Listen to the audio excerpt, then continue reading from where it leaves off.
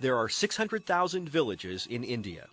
Nearly 3/4 of India's population of 1.2 billion people live in its vast rural expanses. They make just enough to get by. They toil in rice fields. They harvest mangoes and cashews. They ride ox carts over poorly maintained roads to connect their goods to the market.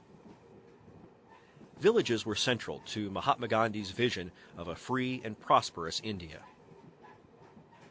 Yet today, Indian villagers are struggling to find their place in this country's growing economic prosperity.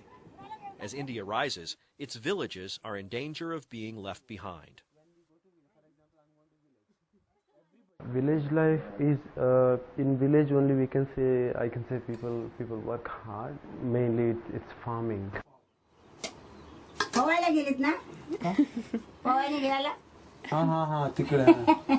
They were swimming children. Agriculture generates just 24% of India's economy, yet the majority of its people depend on it to survive.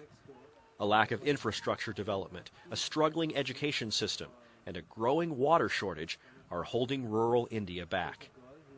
Vestiges of the caste system still grasp India's villages, locking many into the stratum into which they were born.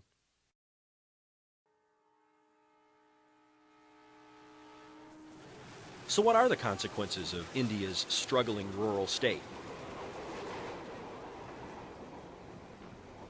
Already an army of young men, failing to see potential advancement at home and inspired by Bollywood fiction, are leading an exodus to India's cities. Many leave the village by the age of 16 to find work and send money home. Some young men get swept up in a Maoist rebel movement which is gaining a foothold by exploiting the problems of the rural poor. I sort of thought of the Indian economy a little like a glass of milk, and you sort of have the cream on the top, which is very few people doing very, very well, and then you have the vast numbers of people who are still living sort of medieval lives.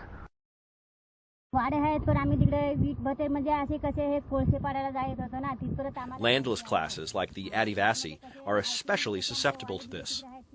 Like these brickmakers south of Mumbai who must travel to find work, few Adivasi receive a proper education, making rebel recruitment a tempting option. We had Maoist violence in a great many districts in this country. That's class-driven tension. The Prime Minister a few months ago said that this was the greatest danger India faced. We've just tried to shut it out, but the violence is there, and I imagine the violence will be coming closer unless we resolve these tensions. They are demanding a school in their community. The problem is the education, educating the children, their parents. They are moving one place to another, so the children can't go to one school continually.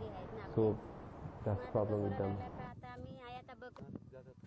Traditional farmers are suffering too. Since 1997, the Indian government says at least 25,000 men, most in the prime of their lives, have committed suicide. In the rural areas surrounding Mumbai, the latest figures mean a farmer is taking his life every 8 minutes. It's a trend connected to changes in India's agricultural policy, ballooning personal debt, and lack of credit to buy new equipment. It's been made worse by a growing water crisis. Privatization of water and population growth have caused water tables to drop as much as 70% in some areas. In some villages, pumps no longer reach deep enough, and women must manually draw containers of water from the well for daily use. 40 years ago, a development known as the Green Revolution helped eradicate hunger and famine from India. Now, this country is growing faster than its ability to produce rice and wheat. There is hope. Large corporate agribusinesses are coming up with new ways to connect India's farms with markets. This holds the potential of creating new jobs in rural areas.